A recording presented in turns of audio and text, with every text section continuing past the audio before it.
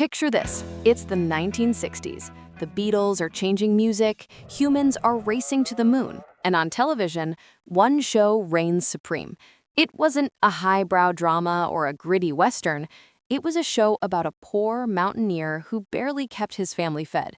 The Beverly Hillbillies wasn't just a hit, it was a cultural phenomenon. But here is the secret that most fans missed.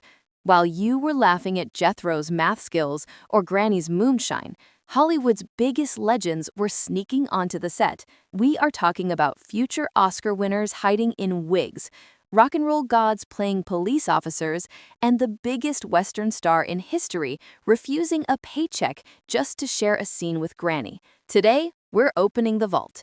From the tragic beauty of Sharon Tate to the unexpected comedy of John Wayne, these are the 15 celebrities you didn't know were on the Beverly Hillbillies. Number 15. Rich Little. Long before he became the world's most famous impressionist, known for perfectly mimicking presidents and movie stars in Las Vegas, Rich Little made a memorable stop at the Clampett mansion. He appeared in the later seasons as Herbert Pincus, a character that allowed him to flex his vocal muscles. In the episode, Little's character drives the Clampetts absolutely crazy because they can't figure out who he actually is. He keeps changing his voice to sound like celebrities of the era like Cary Grant and James Stewart. It was a brilliant piece of casting. The producers knew Little was a rising star, so they essentially wrote the episode around his talent, giving American audiences a primetime preview of the man who would go on to become the man of 1,000 voices. Number 14. Alan Reed. You might not recognize the face immediately, but if you close your eyes and listen, you will definitely know the voice. Yabba dabba doo. That's right, Alan Reed was the legendary voice of Fred Flintstone. But on the Beverly Hillbillies, he stepped out from behind the microphone to play a live-action role. Reed appeared as Gene Booth, a wrestling promoter. The irony is palpable.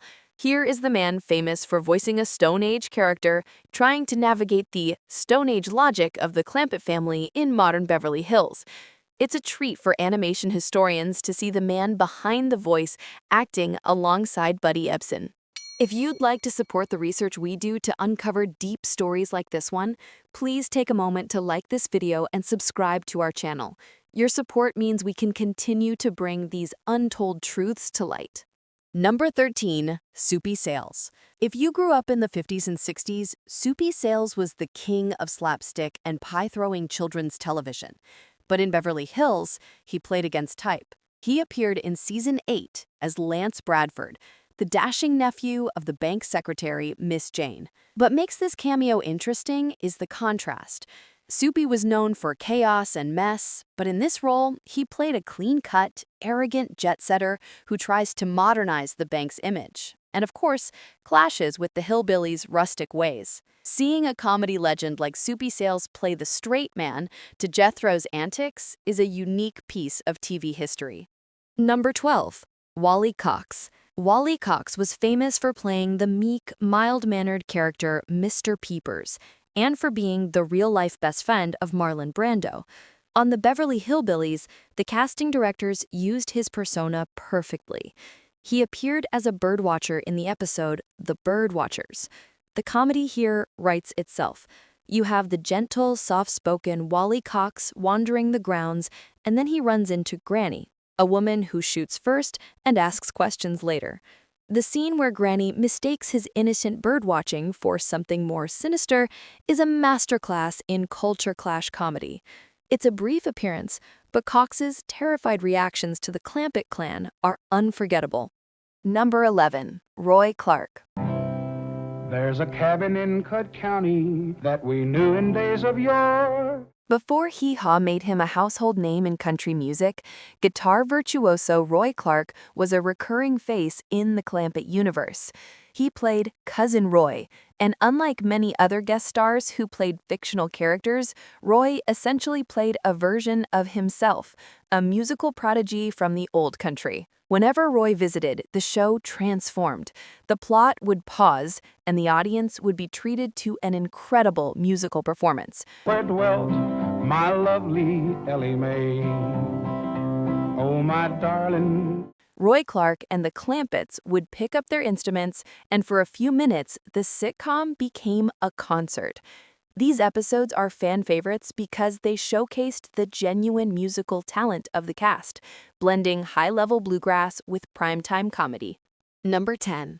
Pat Boone. Talk much more to you when we had all that time. In the 1960s, Pat Boone was a certified teen idol with a squeaky clean image. So when he appeared on the show, the writers decided to have some meta fun with his fame.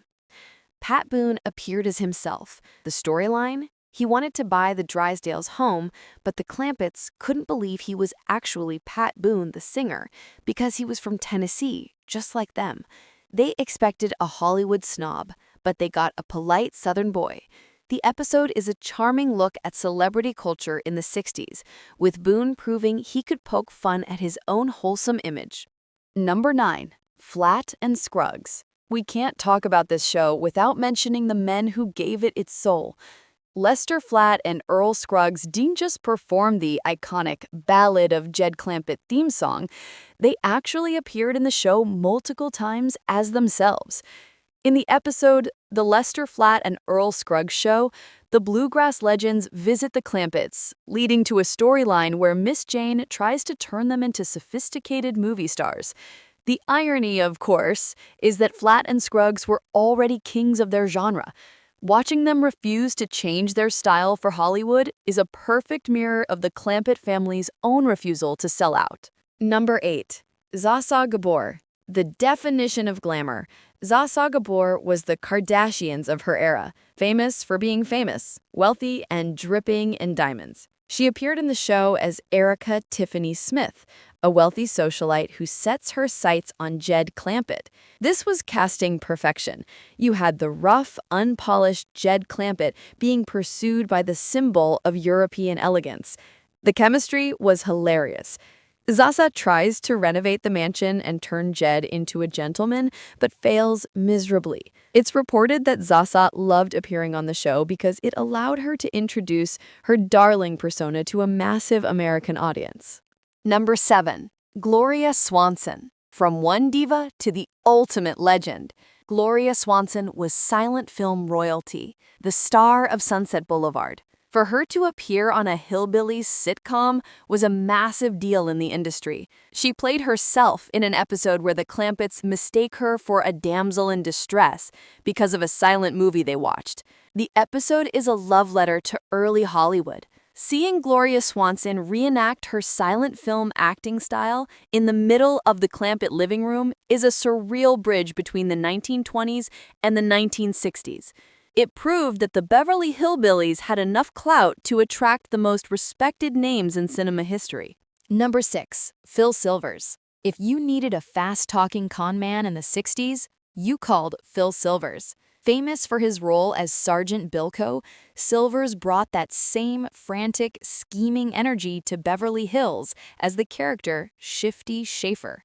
Schaefer was a grifter who sees the naive Clampetts as the perfect mark. Watching Phil Silvers work is like watching a magician. His delivery is so fast and so confident. He tries to sell them worthless land or non-existent schemes, but in classic sitcom fashion, the Clampetts' stupidity actually saves them, and Shifty Schaefer ends up outsmarted. It was a meeting of two TV titans. Buddy Ebsen's slow, deliberate wisdom versus Phil Silvers' rapid-fire deception. Number 5. Dave Draper, the blonde bomber. Before Arnold Schwarzenegger became the face of bodybuilding, there was the blonde bomber, Dave Draper. He was Mr. Universe, a mountain of muscle. He appeared in the show as himself, but with a twist that remains one of the funniest gags in the series' run. When Granny sees the incredibly muscular Dave Draper, she doesn't see a fitness icon. She sees a sick man. She is convinced he is suffering from a terrible case of the bloat, or swelling. She spends the episode trying to cure him with her folk medicine to deflate his muscles. Seeing the massive Dave Draper being chased around by the tiny Granny is visual comedy at its finest. Number 4. Rob Reiner. Most people know Rob Reiner as the brilliant director behind The Princess Bride, Stand By Me, and When Harry Met Sally. Or they know him as Meathead from All in the Family. But before all of that, a very young Rob Reiner walked into the Clampett mansion. He played Mitch, a student protester and a hippie.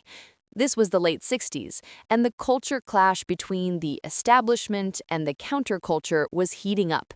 The show tackled this by having Reiner's character try to protest the Clampetts lifestyle. It's fascinating to watch because Reiner is playing the exact prototype of the character that would later make him famous on All in the Family. You can literally see the seeds of his future stardom in this single episode. Number 3. Sammy Davis Jr. This entry simply shouldn't work, but it does. Sammy Davis Jr. was the epitome of cool, a member of the Rat Pack, a Las Vegas headliner, a style icon. So what on earth was he doing in Mayberry-esque Beverly Hills? In a stroke of genius, he didn't play a singer or a star. He played Officer Patrick Muldoon. That's right. Sammy Davis Jr. played a confused police officer. The episode revolves around the Clampetts thinking New York has been invaded, and Officer Muldoon tries to calm them down. Seeing Sammy Davis Jr. in a police uniform, deadpanning lines to Granny, is one of the most surreal and delightful moments in 60s television. It showed that Sammy didn't take himself too seriously and was willing to be part of the joke. And now we reach the most haunting entry on our list. Number 2 is Sharon Tate. Today, her name is synonymous with the tragic events of 1969 and the Manson family. But a few years before that tragedy, Sharon Tate was a young, up-and-coming actress trying to break into Hollywood. She had a recurring role on the Beverly Hillbillies as Janet Trego, the secretary at the Commerce Bank. But here is why you probably missed her. The producers deliberately hid her beauty. They put her in a dark brunette wig and thick glasses to play the plain Jane secretary. Looking back at these episodes now is a chilling and emotional experience. You see a vibrant, talented young woman with her whole life ahead of her, showcasing her comedic timing and charm. She wasn't a headline yet. She was just a working actress making people laugh. It serves as a poignant time capsule of a star whose light was extinguished far too soon. Number 1. John Wayne. We have arrived at number 1, the cameo that almost didn't happen, and the story that became a Hollywood legend. By 1967, the Beverly Hillbillies was a ratings monster. But getting John Wayne, the biggest movie star on the planet, seemed impossible. Wayne didn't do TV sitcoms. He was the face of the American West. But, according to legend, when the producers approached him, Wayne had one condition. He didn't want a massive paycheck. He didn't want a trailer. He reportedly said, "Give me a bottle of bourbon and I'll do it." In the episode, The Indians Are Coming, the plot builds up to a massive confrontation. The Clampetts are expecting an Indian attack, and who shows up at the very end to save the day? The Duke himself. Understand you were looking for me. I'm John Wayne. Where was you when I needed you, John? When John Wayne walks onto the screen, the studio audience erupts. It wasn't a canned laugh track, it was genuine shock. He shares a scene with Granny delivering a few lines with that iconic drawl. He was credited simply as the Indian fighter. It remains perhaps the greatest celebrity cameo in the history of classic television, a moment where the biggest star of the silver screen gave his blessing to the biggest show on the small screen. From hidden tragedies to bourbon-fueled favors, the Beverly Hillbillies was more than just a sitcom. It was a crossroads for Hollywood history. Which of these cameos shocked you the most? Did you recognize Sharon Tate in her disguise? And do you think John Wayne's payment method should be brought back today? Let us know in the comments below. If you enjoyed this trip down memory lane, make sure to hit that like button and subscribe. We have plenty more secrets from your favorite classic TV shows coming up next. Thanks for watching.